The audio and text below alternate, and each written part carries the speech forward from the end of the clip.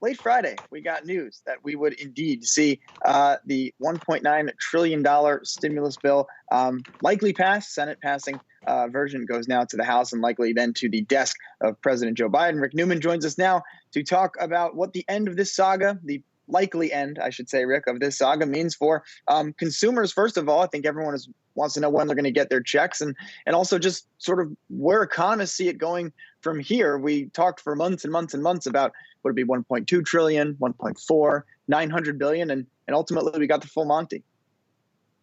It's no surprise that Congress has passed this bill. I think it is a surprise that the Senate left it as large as $1.9 trillion. There was an expectation that maybe it would get down to like 1.5 trillion or 1.6, but the Senate left almost everything in there. They trimmed the unemployment number from $400 a week to $300. But those checks are going to start popping up in people's bank accounts, deposited electronically pretty soon after Congress passes this bill. The House is probably going to approve it tomorrow. So those checks are going to start appearing pretty soon. And this is a significant amount of money. So it's $1,400 per person for a family of four. That means you're going to get $5,600, $5,600 in your bank account. That ain't nothing.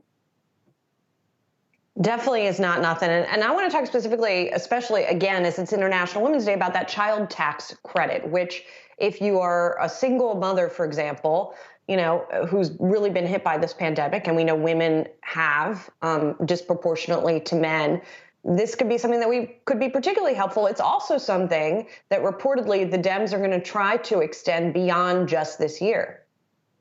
Yeah, this is a big deal, even though it's kind of come in under the radar. So this is an existing tax credit, but this bill will expand it and change it. So it used to be a $2,000 tax credit that you would claim as an offset against your taxes when you filed your tax return the following year. So it would be kind of a delayed benefit and only if you paid taxes. Congress is changing that. They're raising it from $2,000 per child to $3,000. For kids over 6 and over, and then $3,600 for kids under 6. And another big change is instead of waiting till the following year, the Treasury Department is actually going to just send out the amount that you are due on a monthly basis. And it's now what is called a refundable tax credit, which means that you get it whether you pay tax or not. So for everybody who qualifies, you're going to get $360 per child under 6, and then $300 per child 6 and over for 1 year. So that adds up to some significant money. And this is going to help people at the bottom of the income chain, people who aren't even earning enough income to pay taxes.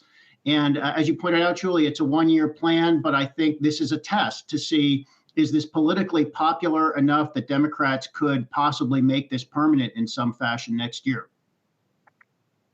And Rick, I wanted to just finally ask about that idea of what endures after this. And I know that you and I have discussed this over the last year.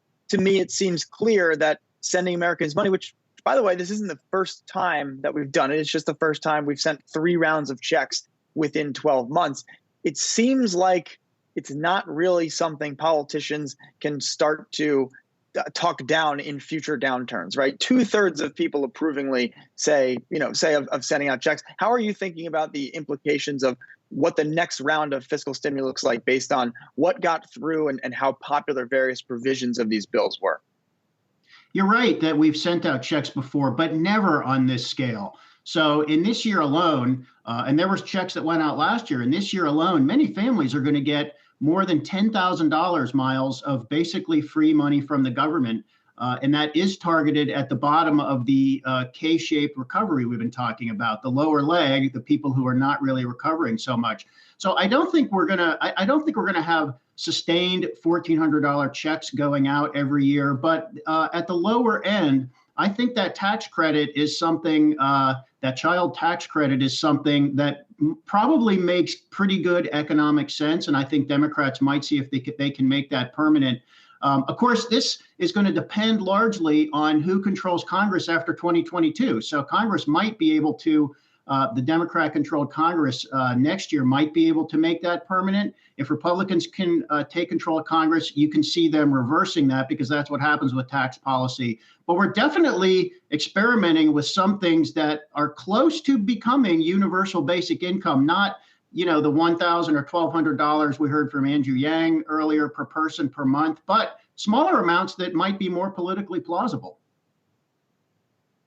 All right. Yahoo Finance's Rick Newman with the latest on what to expect in that latest stimulus package. Again, we expect it to be passed by the House tomorrow and then head to the president's desk sometime this